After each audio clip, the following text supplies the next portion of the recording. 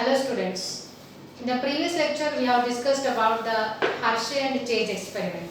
In that we have completed the unequivocal that is DNA is a genetic material. Okay. So it has proved by the Hershey and Chase. So now we will move towards the another subtopic in this chapter, that is what are the properties of the genetic material. We know that DNA as well as RNA. So we have to prove which is the genetic material. So already we have proved that one, DNA is a genetic material, isn't it? So now what are the major properties of a genetic material? So in order to, it has to fulfill, see, every genetic material, any genetic material, it has to follow certain properties. Let us understand what are the major properties possessed by a genetic material. But before going to see here, we are studying all those things, we have to compare DNA as well as RNA. Okay. So what are the chemical properties of the DNA as well as RNA? If you compare the structure, the properties of DNA as well as RNA, they are as follows. So first of all, what is the sugar component that is present in the DNA? So in the DNA, which is the sugar molecule found, we know. So here deoxyribose sugar is present. What about RNA then? In RNA, ribose is the sugar found in the RNA. So it is a sugar component. Okay. This is the major difference between the major chemical difference between the DNA and RNA. And another feature, another property or another difference is that if you consider the pyrimidine, purines in case of both they are same, adenine, guanine, they are same. But in case of pyrimidine, that is in case of with respect to pyrimidine, cytosine is common for both. But instead of thiamine, say thiamine is in pyrimidine, thiamine is present in the DNA, whereas in the RNA, uracil is present. So instead of thiamine, in case of RNA, uracil is present. This is a major difference, chemical difference between the DNA as well as RNA. By referring these two characteristic feature, we can follow the sum of the other genetic properties. So let us understand what are the major properties of the genetic material. Means any component, any material which is genetic material, it has to fulfill all the genetic properties. Then only we can say that it is a genetic material. Otherwise, it is not a genetic material. So what are the ideal properties of a genetic material? We shall understand those properties. First of all, replication. See, I wrote 4 points here. So these 4 points, headlines, they are as follows. First property of a genetic material. Either it is a DNA or RNA. So if we are studying properties of genetic material, that is under the headline DNA versus RNA. Whether DNA is ideal or RNA is ideal genetic material, which is a better one. So that we are discussing here. So replication is the first step. The first property of the genetic material. See, whether it is a DNA or RNA, doesn't matter. But the material or a component or the molecule, it must undergo replication. See, DNA undergo replication. What is the meaning of replication? Replication is nothing but duplication. In other words, replication is nothing but the DNA can synthesize its own copies. So it can make a number of copies, replicas. Okay. So that is every genetic material, any genetic material which is a genetic material, it should be capable of making an exact copy of itself. It must undergo duplication.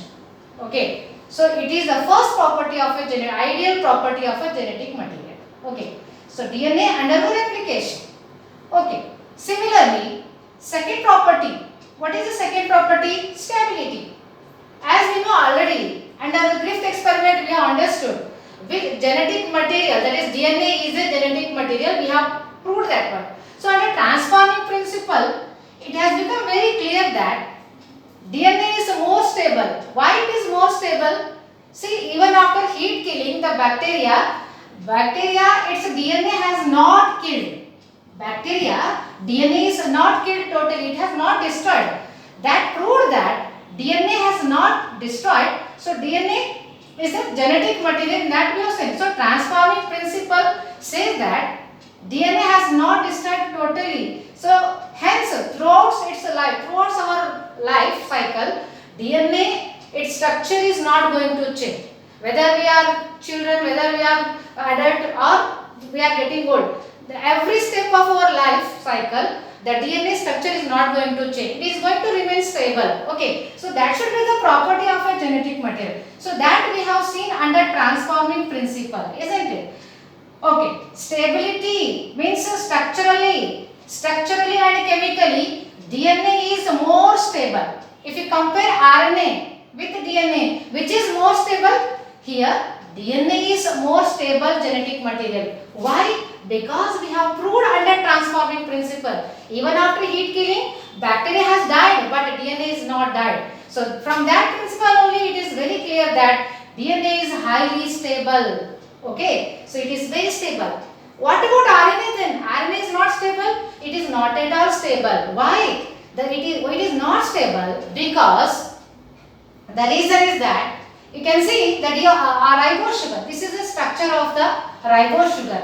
As you can see here, carbon 1, carbon 2, at a carbon position 2, there we observe hydroxyl group. At the carbon position 2, hydroxyl group is found. So because of the presence of these hydroxyl groups at the carbon position 2, that makes the ribose sugar, that makes the RNA more reactive. It becomes more reactive. Another property that it is very dynamic. RNA is very dynamic. Why? Because it is catalytic in its nature. It is highly reactive. Why it is reactive? Because it is a catalytic in its nature. So because of its catalytic property, and presence of hydroxyl group at carbon position 2, the RNA is highly reactive. It is reactive, but whereas DNA is not going to react.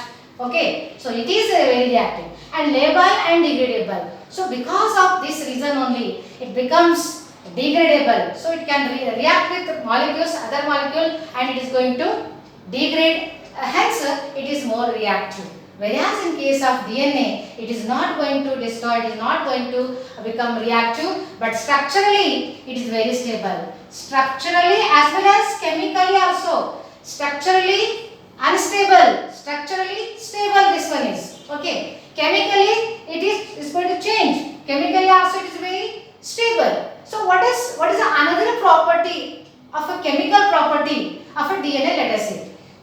In order to say that DNA is more stable when we compare with RNA, the another point is that here thymine, since we know that thymine is a pyrimidine in case of DNA. Okay, so presence of thymine in case of DNA, that makes the DNA more stable. Okay, that makes the DNA more stable. This gives another stable property to the DNA. Hence, DNA is more stable than the RNA. Okay, so it doesn't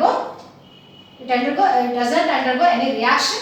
Chemically, it becomes more stable because of the additional support, that is thymine, as well as it is and in addition to that, transforming principle also we have seen it is more stable when we compare with the RNA. In addition to that, there is one more property. What is that? That is mutation. We know that what is mutation? Mutation is nothing but sudden change in the heritable change in the gene sequence. Okay. So mutation, every genetic material, any genetic material, ideal genetic material, it must undergo mutation. Okay, mutation is nothing but change in the gene sequence. So genetic material should undergo, that is mutation. So mutation may be slow, mutation may be fast. Then whether it should be slow or whether it should be fast. DNA, it undergo very slow mutation. So there is no sudden change, but a slow mutation is carried by the DNA. That is the ideal property of a genetic material. So due to slow mutation, what happens? Due to slow mutation, it leads to evolution. You know the meaning of evolution. Evolution is nothing but change in the organism. Means we are under, now at present we are under evolution period only. So evolution never stops. Changes always takes place. So that leads to evolution. So mutation is the raw material of evolution. Mutation is the raw material of evolution, but whereas RNA does not. Okay, last and final property of a genetic material is that the DNA or RNA, we are going to prove. I mean, DNA is more better than RNA or RNA is better than DNA. Okay, expression is the another property. So the last property is what? Expression. Expression means, see, genetic material is going to express its character. In what form? In what form? For example, you have your own characters. I have my own morphological character, external characters, internal characters. But these characters are controlled by genetic material itself. Okay, unless and until these characters are expressed externally, we cannot identify the person. So expression is another characteristic feature of a genetic material. In what form? In what form it should be expressed? It should be expressed in the form of Mendelian character. I will give you the one best example. I will give one example, that is, take for example, Mendelian character means what? This I have not explained it. Mendelian character means every person have one character. Take for example, I have height. I have one property, that is height. So my height, that is I am taller. So I am taller. So there is one more option, dwarf. Dwarf and tall. These are the contrasting character. So what makes me to become tall? Because dominant character, that is height. Tall is the dominant character. So I am tall because of the tallness is the dominant character. So expression is nothing but the character which is dominant one, that is expressed in our body, and the character which is not expressed, which is suppressed in our body, that is not going to express. Okay, so always the characters are expressed in the form of Mendelian characters. So these Mendelian characters, more details we will discuss in the forthcoming classes.